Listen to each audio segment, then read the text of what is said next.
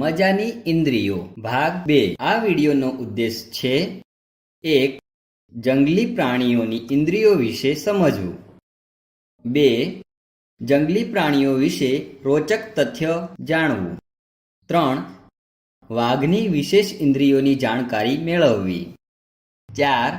વન્યજીવન અને વન સંરક્ષણના વિશે સમજવું। ઉઠો બાળકો, સવાર થઈ ગઈ છે। શું દાદીમાના ઘરે નથી જવાનું? જવાનું છે ને મમ્મી। રમેશ કાકા પણ આવતા હશે। ચાલો તૈયાર થઈ જાઓ, હું રસ્તામાં ખાવા માટે જમવાનું તૈયાર કરું છું। જુઓ, રમેશ કાકા પણ આવી ગયા। બોલું ચલ। સંભાળ રાખજો બાળકો, અને તમારી નાનીમા પાસેથી પ્રાણીઓ વિશે ઘણી બધી માહિતી ભેગી કરીને લાવજો।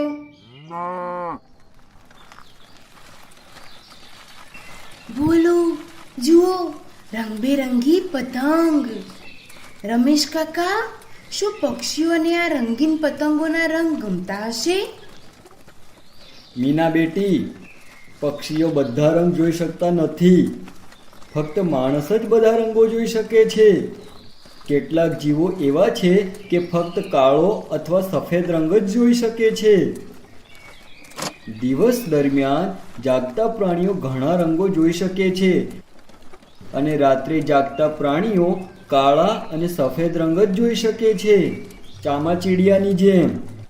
તે દિવસ કરતાં રાતના સમયે વધુ જોવા મળે છે। એવું પણ હોય છે કાકા?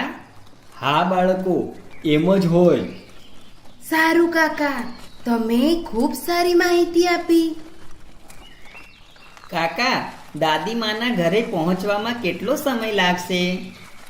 બસ ભોલું, પહોંચ્યા। કાકા, થોડી જ વારમાં બાળકો દાદીમાના ગામમાં પહોંચે છે। બાળકો રમેશ કાકાનો આભાર માને છે અને મામાના ઘર તરફ દોડે છે। અરે બાળકો, બોલું, મીના, તમે કેમ છો? અમે મજામાં છીએ નાનીમા। તમે કેમ છો? અમારું ઉનાળુ વેકેશન શરૂ થયું છે, તેથી અમે વિચાર્યું કે અમે તમારા ઘરે આવીએ। અંદર આવો બાળકો, પછી ઘણી બધી વાતો કરીશું। તમને ખબર છે નાનીમા, અમારી શાળાના મુખ્ય શિક્ષકે અમને રજાઓનું એક રસપ્રદ ગૃહકાર્ય આપ્યું છે કે આપણા બધા બાળકોએ પ્રાણીઓની સંવેદના વિશે માહિતી એકઠી કરવાની છે। અમે વિચાર્યું કે નાનીમા જંગલની નજીક રહે છે અને તેમને પ્રાણીઓ વિશે ઘણું જ્ઞાન છે, તો અમે તમારા ઘરે કેમ ના આવીએ? તો સારું કર્યું ને નાનીમા? હા બોલું, તે બિલકુલ સારું કર્યું છે।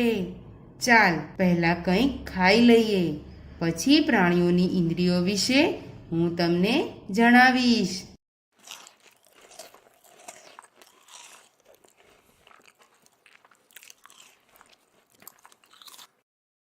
ચાલો બાળકો, કહો કે પશુ પક્ષીઓની ઇન્દ્રિયો વિશે તમે શું જાણો છો?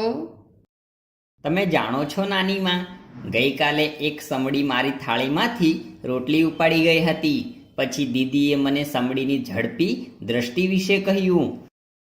અને નાનીમા, હા, આ કીડીઓ આવી સીધી લાઈનમાં ચાલે છે, પણ મારા વર્ગના બાળકો આવી સીધી લાઈનમાં ચાલતા નથી। મારા વર્ગનું મનુ આખી લાઈન બગાડે છે, તે જેમ તેમ બેસે છે। નાની, જાણો છો, રમેશ કાકાએ પણ અમને રસ્તામાં પ્રાણીઓ અને પક્ષીઓની રંગો ઓળખવાની ક્ષમતા વિશે કહ્યું। અમારી તો આંખો જ ખુલ્લી રહી ગઈ। શાબાશ બાળકો, તમે આસપાસના પ્રાણીઓ અને પક્ષીઓ વિશે ઘણું જાણો છો। તમે લોકો ખાઈને પછી આરામ કરો, અને પછી આપણે જંગલ તરફ જઈશું। રસ્તામાં હું તમને જંગલમાં રહેતા પ્રાણીઓની ઇન્દ્રિયો અને તેના સંયોજન વિશે કહીશ। જો દીદી, નાનીમા, મગર, જો ત્યાં બીજો એક છે। હા, તમે જાણો છો બાળકો, ઘણા પ્રાણીઓ જેવા કે મગર, ઘડિયાળ જે તમે ઉનાળામાં જુઓ છો, આ પ્રાણીઓ શિયાળામાં શીત મુદ્રામાં જાય છે. શીત મુદ્રા તે શું હોય છે? બાળકો, ઘણા પ્રાણીઓ શિયાળામાં લાંબી નિંદ્રામાં જાય છે, જેને શીત મુદ્રા કહેવામાં આવે છે. જેમ કે ગરોળી, દેડકો વગેરે શિયાળાની ઋતુમાં તે દેખાતા નથી, કારણ કે તેઓ શીત મુદ્રામાં જાય છે. બાળકો, સૂકા પાંદડા પર ધીમેથી આગળ ચાલો.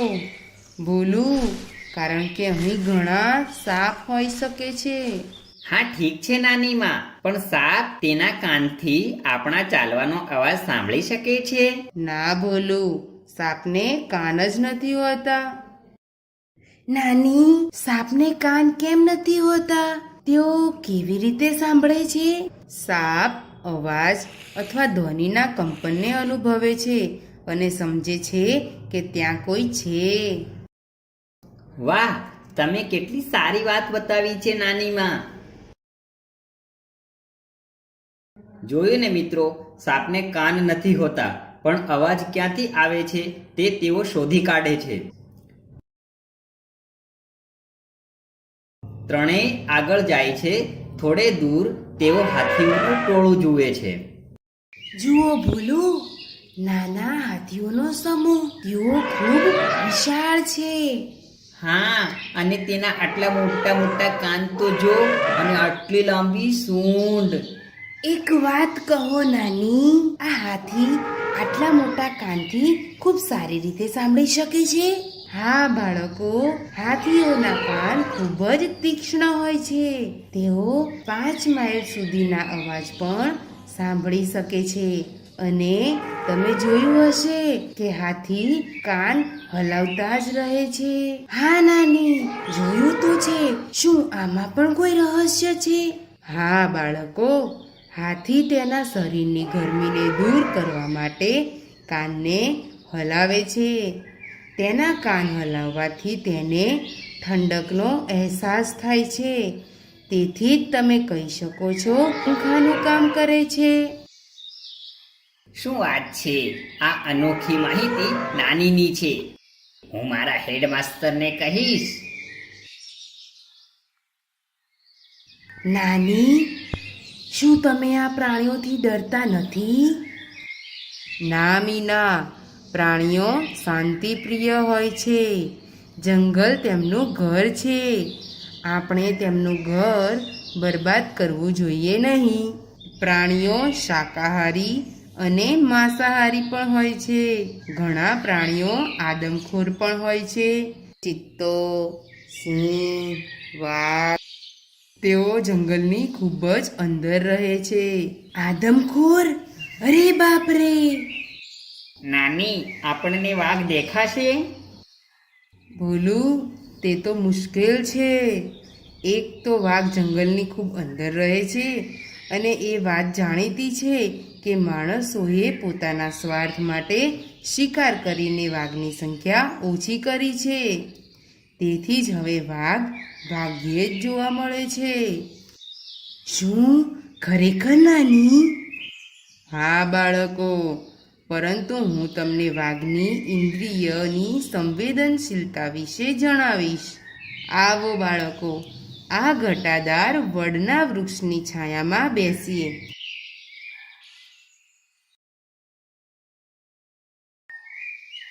બાળકો, તમે જાણો છો વાઘ ખૂબ જ સમજુ પ્રાણી છે. ચાલો હું તમને તેના ઇન્દ્રિયોની વિશેષતા વિશે જણાવું છું. વાઘની જોવાની શક્તિ મનુષ્ય કરતાં 6 ગણી વધુ હોય છે. વાઘની મૂછ ખૂબ જ સંવેદનશીલ હોય છે. તે રાત્રે તેનો શિકાર શોધવામાં તેને મદદ કરે છે. વાઘની શ્રવણ શક્તિ ખૂબ જ મજબૂત હોય છે. તેના કાન નાનામાં નાના અવાજને પણ સાંભળે છે. વાઘ વિવિધ અવાજો કરી શકે છે. તેની ત્રાડ 3 કિલોમીટર સુધી સંભળાય છે. દરેક વાઘ પોતાનું ક્ષેત્ર નક્કી કરે છે. તે તેના પ્રદેશની સીમાને પેશાબની ગંધ સાથે જોડે છે અને બીજા કોઈ વાઘને તેના ક્ષેત્રમાં પ્રવેશવાની મંજૂરી આપતો નથી.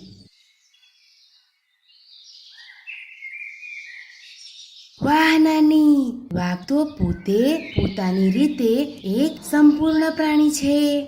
વાહ, વાઘની શું ઓળખ છે આ! સાચું કહ્યું બાળકો, પરંતુ આપણે માણસો પોતાના ફાયદા માટે પ્રાણીઓનો શિકાર કરીએ છીએ, વૃક્ષો કાપીએ છીએ. મનુષ્ય પ્રાણીઓનો શિકાર કેમ કરે છે? વાઘની ચામડી, હાથીના દાંત, સાપની કાસળી.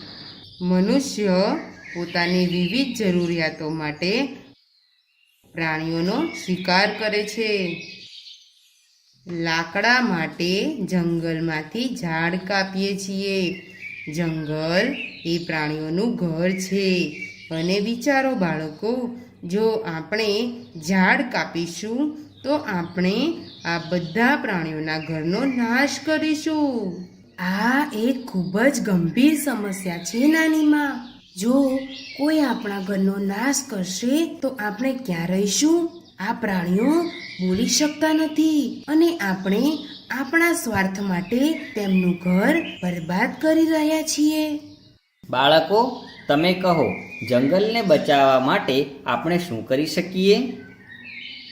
પણ નાની, સરકાર તેના વિશે કંઈ કરી શકતી નથી કે શું? ખૂબ જ સારો સવાલ છે બોલું. આપણી સરકારે ઘણા સ્થળોએ દેશવ્યાપી પ્રોજેક્ટ્સ બનાવ્યા છે જ્યાં જંગલી પ્રાણીઓ તેમના પ્રાકૃતિક વસવાટમાં રહી શકે છે.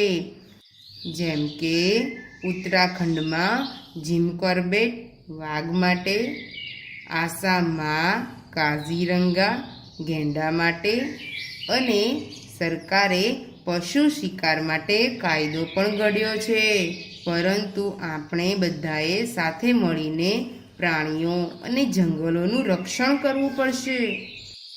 હા નાની, મારા શિક્ષકે કહ્યું હતું કે જંગલો આપણા પર્યાવરણ અને આબોહવા માટે ખૂબ જ જરૂરી છે. નાની, અમે ચોક્કસપણે આ માહિતી અમારા મિત્રોને આપીશું અને અમે બધા જંગલો અને વન્ય પ્રાણી સૃષ્ટિના રક્ષણ માટે પ્રયત્ન કરીશું. શાબાશ બાળકો, જો આપણે બધા સાથે મળીને પ્રયત્ન કરીએ તો આપણે આપણા જંગલો અને પ્રાણીઓને બચાવી શકીએ. તો મિત્રો, તમે પણ અમારી સાથે પ્રતિજ્ઞા લો કે સાથે મળીને આપણે જંગલ અને પ્રાણીઓનું રક્ષણ કરીશું. બાળકો, આજે તમે જંગલી પ્રાણીઓની ઇન્દ્રિયો અને તેમના પ્રાકૃતિક નિવાસ વિશેની માહિતી એકત્રિત કરી. હવે આ વસ્તુઓ યાદ રાખો અને તમારી રજાના હોમવર્કને સારી રીતે પૂર્ણ કરો. હા નાની માં, તમે અમને ઘણી મહત્વની માહિતી આપી. હવે હું અને બોલું ખૂબ જ હૃદયથી રજાઓનું હોમવર્ક પૂર્ણ કરીશું. હા નાનીમાં, આભાર. ચાલો બાળકો, હવે સાંજ થવા આવી છે. ચાલો ઘરે જઈએ.